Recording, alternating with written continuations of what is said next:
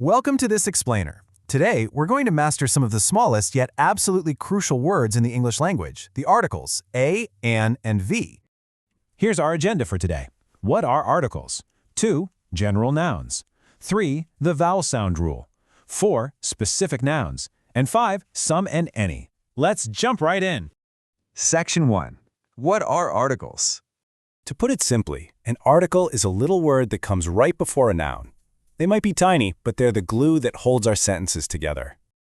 Just as a quick refresher, a noun is a person, a place, or a thing, and our three main English articles include a, an, and the. You literally see them everywhere. Section 2. General nouns and how we use a and an. So what exactly is a general noun? Well, a general noun means you cannot see the noun, or you just do not know exactly which one it is. It's not a specific object. For example, if I say, I want to buy a dress, notice that a? In this case, you cannot see the dress. I haven't picked it out yet. It could be any dress in the store. The rule here is super straightforward. Use a and an before a singular general noun. And remember, singular just means there's only one of them. Moving on to Section 3, the vowel sound rule. How do you know whether to choose a or an? It all comes down to the sound. You use a before a word that starts with a consonant sound. On the flip side, you use an before a word that starts with a vowel sound. Those are your a, e, I, o, u sounds. Let's hear that in action. I have a cat. Cat starts with a hard C sound, which is a consonant. But look at the other side. I have an iPhone. iPhone starts with an I sound, a vowel. So we use an. Let's try another one. I work in a library, and Jim is an artist. See how smooth that sounds? Using an before artist just naturally connects the words together beautifully. Okay, Section 4. Specific nouns. This is where we start using the. A specific noun is the exact opposite of what we just talked about. For a specific noun, you can actually see the noun, or you and the listener already know exactly which one it is.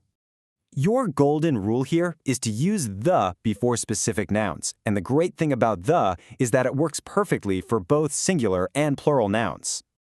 Think about it like this. If I point across the room and say, look at the chair, I'm talking about that one exact chair we're both looking at. Or if I say, I bought the chair yesterday, we both already know exactly which chair I mean. Check out this difference. If I'm lost and ask, is there a bank near here? That's general. Literally any bank will do. But if I say, I go to the bank, I'm talking about my specific, usual bank. Make sense? All right, Section 5. Plural nouns focusing specifically on some and any. When you want to talk about more than one thing in a general statement, you're going to use the word some. So the singular version is, there is a hotel in the town. But if there's more than one, we say, there are some hotels in the town. We don't need to know the exact number. Some does the job perfectly. But what if we want to ask a question? That is where any comes in. Use any to ask a question to find out if there is more of something. So instead of just asking, is there a hotel here? You would ask, are there any hotels here? It's a really natural, native-sounding way to ask about plural items. Let's wrap this all up with a quick summary. For general nouns, if it's singular, use a or an. If it's plural, use some. Now for specific nouns, it's super easy. Whether it's singular or plural, you just use the. So, let me leave you with one final question. Imagine you are talking to a friend.